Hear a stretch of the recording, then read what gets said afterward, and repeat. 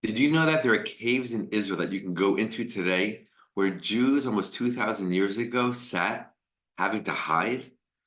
Shalom, friends. This is Akiva Gersh with Israel in 5, where we give you everything Israel in 5 minutes. Please like and subscribe. And if you have any questions or want to keep the conversation going, do so below in the comments. So there are many caves and tunnels throughout Israel, specifically in the center of Israel, underneath the ground, of course, that you can enter into, crawl through, and sit in. And in these places, Jews were hiding about 1,800 years ago, a little bit more. Now let's just zoom out and get a little bit of historical perspective. Romans took over control of the land of Israel in the year 63 BCE. And after many, many decades of oppressive Roman rulers, the Jews revolted in the year 66. The Great Revolt, as it's called, lasted for 4 years. The Jews, unfortunately, were defeated. Jerusalem was captured. The temple there was destroyed. Jews were sold into slavery and sent into exile. There was a remnant, of course, that was left behind that continued to live here, but it was a major, major defeat and tragedy, catastrophe for the Jewish people. Fast forward about 60 years or so, there's a new ruler. His name is Hadrian. At first, he was actually more enlightened, more open to the Jewish people, their religion, their culture, but like other emperors, changed his tune and became more oppressive as well.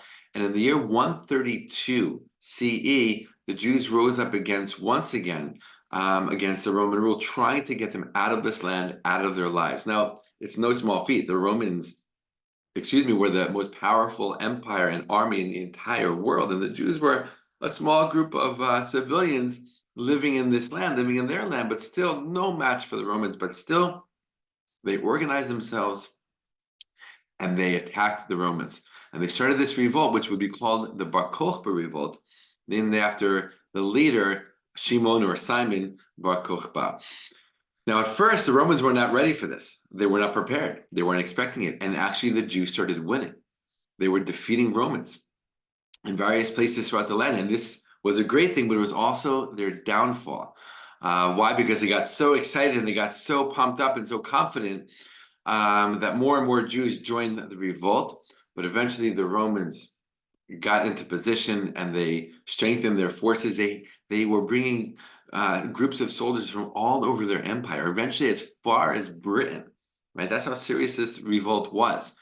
And eventually the Romans turned the tide and they started to defeat the Jews in all the places where the Jews originally defeated them. This revolt will go on for 3 years. And unfortunately, like the Great Revolt, the Jews will be defeated by the Romans.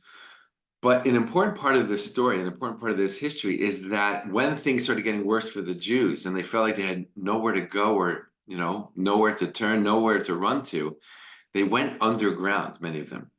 And now many of these villages, they had, kind of storage rooms underneath the ground already to keep things like jars of olive oil or olives or grains or wine, whatever it might be, in the cooler kind of, controlled temperatures underneath the ground.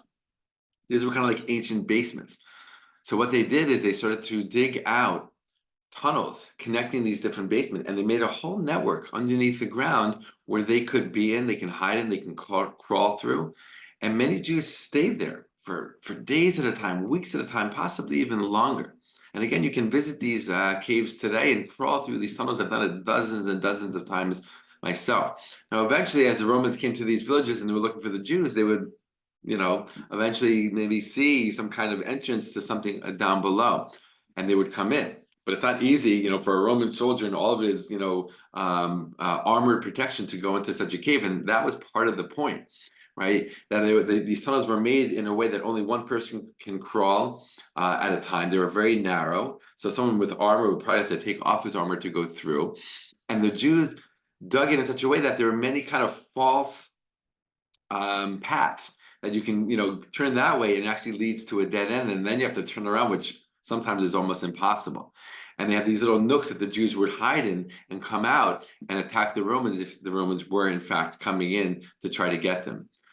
But I want to take you to a typical room. A typical room maybe would seat 15, 20 Jews. Imagine a few families sitting there.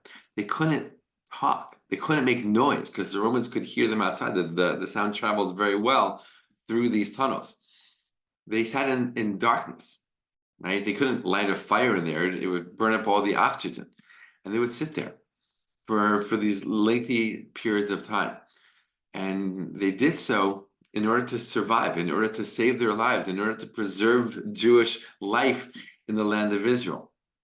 And while the Jews were defeated in the Bar Kokhba revolt, there were Jews obviously that survived, and many of them survived in this kind of way, right? Enabling there to be a Jewish future, both in the land of Israel and obviously in the world at large. And it's a really powerful place to go visit. To crawl, they're fun. You know, people like to go, they get their little headlamps, they crawl through. It's exciting, it's fun. But it's also really important to understand the history, to know that these tunnels, these caves, these pathways dug underneath the ground by Jews over 1,800 years ago were done for their survival.